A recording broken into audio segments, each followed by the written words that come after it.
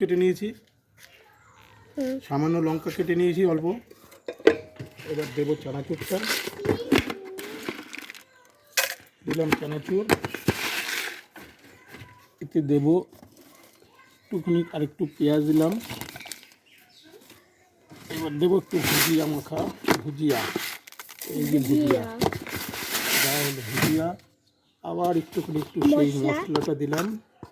এই মশলাটার মধ্যে আপনি কি কি দেন? এর ভিতরে অনেক কিছু আছে, জিরে গুঁড়ো, ধনে গুঁড়ো, মৌরি গুঁড়ো, গোলমরিচের গুঁড়ো, ভ্যারাইটিস রকমের মশলা দিয়ে মশলা তৈরি।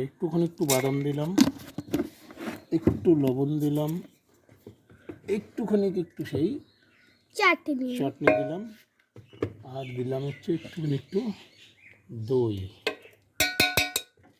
ব্যাস হয়ে গেল চানাচুর বাদাম মাখাটা হয়তো আপনারা অনেকেই খেয়েছেন, তো এটা আমি এখনো সেরকম ভাবে টেস্ট করিনি। এটা আমি এখন খেয়ে দেখবো কেমন।